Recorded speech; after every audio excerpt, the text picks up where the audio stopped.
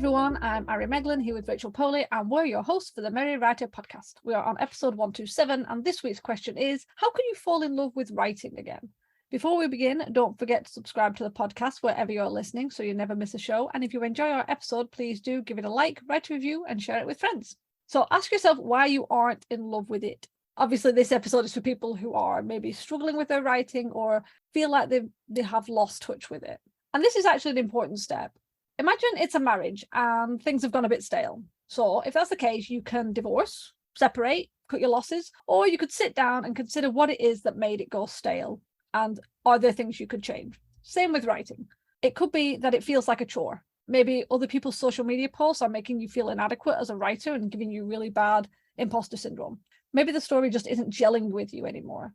Maybe you are writing a genre that you don't care about as much. This can happen especially if you've been writing for a long time and you've now moved on and felt a bit more close to a different genre. Maybe you've got burnout.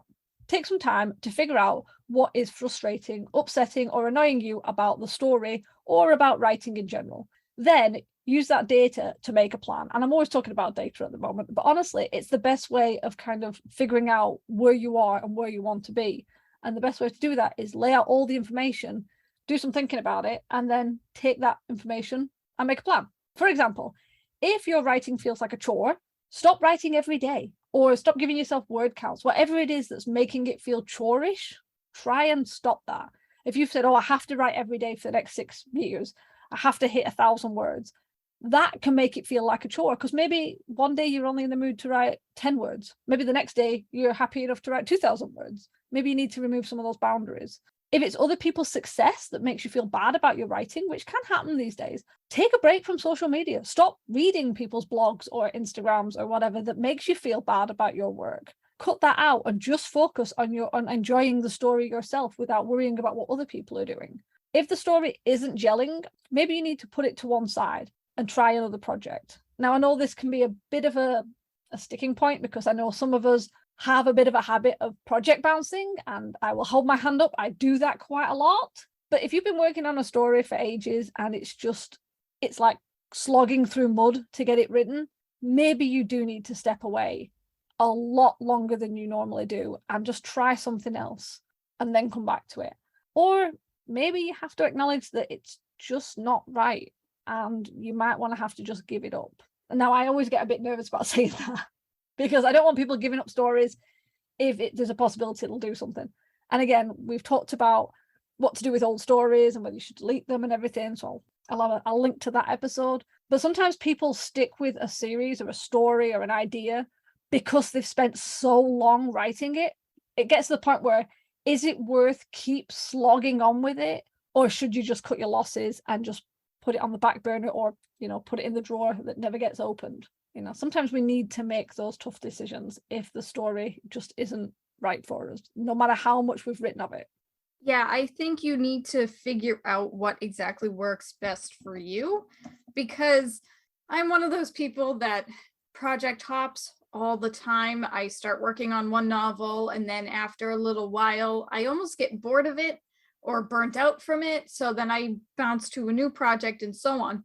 But then that in itself kind of makes me fall out of love of writing because I have so many books on my plate that I don't know what to work on and it's just overwhelming. And then I just stop writing altogether because I don't know what to do with myself. I don't know what to do with the projects. So that's why sometimes I get in these moods where I'm like, I have one project that I'm going to stick with and that's it.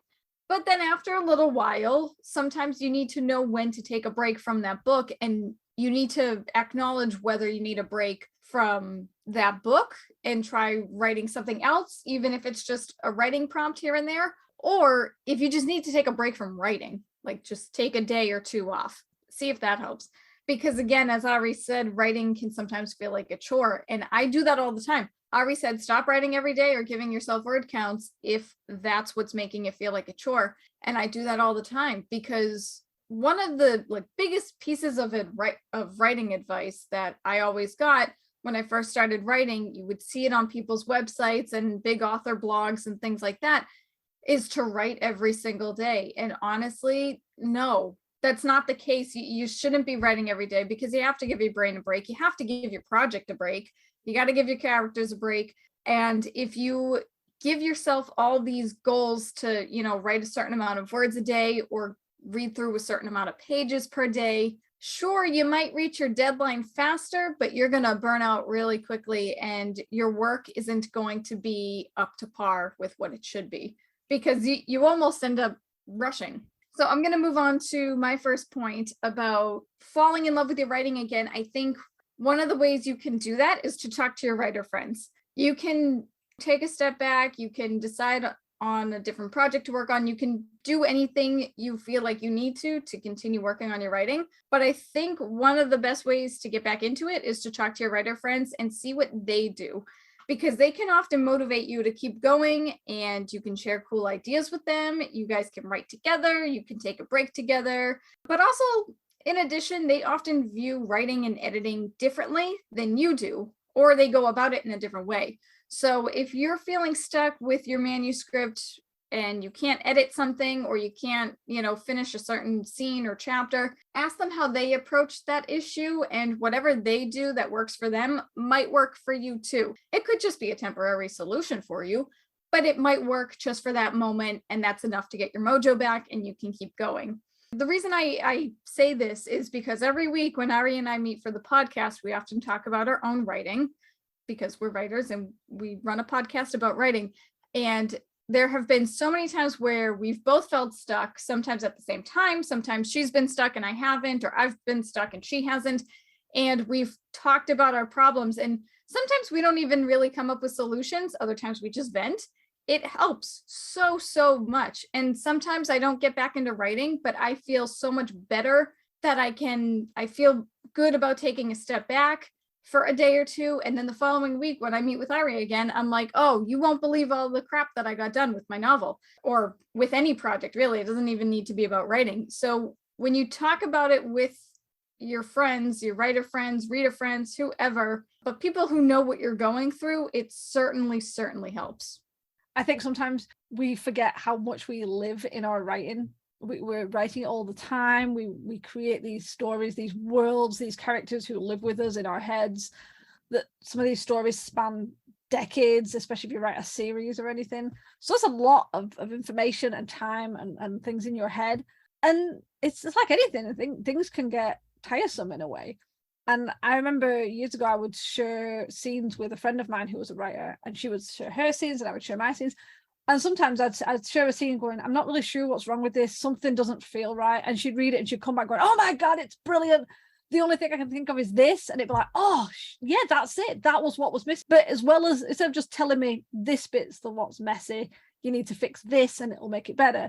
But she'd point out all the other things that she really liked that I hadn't even thought about, because I wasn't looking at that. I was looking at the big mess that I couldn't fix. And hearing her excitement, like go, oh my God, I love this. What's the next bit? I want to know what happens next. I want to know about this character. And I'm thinking, wow, that was a side character I hadn't really thought of developing, but apparently that she really wants to know about them.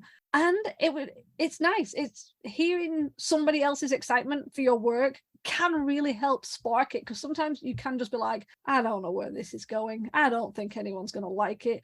I'm getting tired of it. But again, you've been with it forever. Sometimes you need somebody else to remind you how enjoyable writing is and how good your story is. And I'm not saying like everyone's gonna be like, oh my God, it's brilliant, but everyone's story has some good parts and it can really boost you. So yeah, talk to your friends. And I especially love what Rachel said about somebody else might have another way of dealing with a situation. And I keep forgetting that. I have several writer friends who I can talk to, and it never dawns on me that I can go to them and say, I'm struggling with this plot pointer. How do you deal with this? And I could ask them, and I am sure that they're all lovely people and they would love to just give me their suggestions. And I need to start doing that, because I'm not doing that. And obviously, if you ask someone for help, it lets them know that they should be able to come to you as well. I would like to think we're a bit of a tit for tat. We're friendly and helpful with each other. So if you are willing to ask for help and that person is able to help you, obviously you're not entitled to help if they're busy or can't do it, but it also means that they might feel like, oh wow, I'm struggling, I wonder if they'll help me. And then there's this lovely like collaboration and cooperation of helping each other, and like a real network of writers. So yeah, reach out to your writer friends. Definitely 100% agree. Long way to say I agree with what Rachel said. But you're right. Like at some point when you're working on the same novel or the same series, like everything just blurs together. So when you feel like you're getting stuck or you're getting nowhere with the book, like if you just have somebody else read it and they like hype you up and they say pieces that they like and pieces that maybe you could fix, it kind of helps you zero in and narrow down like the little bits. So you're like, oh yeah, I forgot that I wrote that scene. I mean, how many times have I rewritten my mystery novel and I've like edited a chapter and I'm like, I don't remember writing this. Like when the hell did this happen? That is weird. I have had that where it's like, wow, that is brilliant. And I don't remember writing this. I think someone's been sneaking in and writing my novel for me. And I wish they would do it quicker and better. I was just going to say, why isn't it done then? If only. Yeah. Okay. So with that, I'm going to move on to my next point, which is make sure it's not something else. If you caught our last week's episode, we talked about bad mental health days. So obviously, most creative people can be pretty sensitive to things. They can be pretty sensitive to the surroundings. They can have bad mental health days. Obviously, I'm not saying that only creative people have bad mental health days. Let's just throw that in. But is other things happening in your life? Are there disruptions in the house or in your room? Do you have little time to write because work has gotten really busy and it's making things really stressful? Are you worried about something that's like maybe nibbling at the back of your mind and taking away some of your attention? Are you under the weather? Maybe you've caught a bit of something. We can often miss the main reasons of losing interest in our stories and then blame the story. But maybe something outside of your writing is leaking in. So consider what, if anything, could be affecting you and make the time to address that. Writing can wait. And it's so weird because you don't always realize how little things can affect you. When I was having the house done and the rooms were being sorted, my room was fine. Mine had been done earlier, most of it, I should say. And the people working on the house, they weren't making loads of banging noises, but they were still in the house. And I'm very sensitive to people being in my house. I'm not a big, come visit me, come and sit in my house, sit on my sofa, touch my carpet. No, I'm not a big fan of that. I don't want people in the house. I really don't like that. So the fact that there were people, and they were lovely people, the really good decorators and joiners and things, really friendly, professional, polite, weren't making a mess, weren't playing horribly loud, bad music, but they were still in the house. And I kind of forgot how much that affects me and how stressful that is, knowing there are people in my house. And it totally affected everything, the business, the blog, the writing. And obviously that was going on for like months. So shocker that I don't always connect that that's why the writing tanked. And I struggled with writing the blog. So yeah, sometimes it can be something else. And it doesn't have to be something massive. It doesn't have to be like a big mental health day issue. It could just be a small one. It could be the fact that your room's a bit messier because something's happened and you haven't tidied it and you're completely aware of it and it keeps drawing your attention. It could be that you had a fight with someone that may have not seemed that big, but was big enough that it's now chewing its way in the back of your mind and it keeps distracting you. So yeah, just before you start hating on your writing, just make sure it's nothing else. You're right. You kind of explained everything pretty well, but you are absolutely right that you do need to make sure that it's not something else. I feel like sometimes as a writer, we write for the sake of writing and we're not really getting anywhere with it. But because we're a writer and because we're an author and we have deadlines, whether they're self-imposed or not, we feel like we have a job to do. We need to get a certain amount of writing done. We need to edit our manuscripts by a certain amount of time. We got to figure out our marketing plan. There's so much that we have to do that it does become overwhelming and it becomes stressful. And everything else that's going on in your life can very easily just creep in and just screw it all up. And part of it could be your writing, but other times, as Ari said, it very well could just be environmental reasons and your house is loud or you're not feeling well, but you're not sick yet. You don't realize that you're sick, but you're sick. And we've all had those days. So yeah, I do agree with you. If it's becoming a persistent problem, if you're not necessarily making progress on your writing and it's becoming a persistent problem, I think it's best to take a step back and say, is it me? Is it my writing? Or is it something else? Because I've said this before, I think one of the best ways to like keep yourself writing if you start like kind of losing focus is to change up your environment. And sometimes I go back and forth between sitting at my desk in my office, or I go over and I sit on my couch in my office. And even though it's only like, I don't know, 10 feet apart from each other, even though I'm just moving from one end of the room to the other, for some reason it helps. And it kind of like refocuses my brain a little bit. I don't know why, but it's so easy that if you sit at your desk for X amount of hours a day, every single day, then eventually your brain is going to get into some sort of rut. So I think one of the ways that you can make sure that it's not something else is that you can like go into a different room, or you can go into a different spot and try to write that way. And if that still doesn't help, then you got to evaluate further and figure things out. Just remember that you will eventually get back to writing. It's not a forever thing. It's a temporary situation. You will get back to it. Thank you for coming to my TED Talk. Yeah, I agree.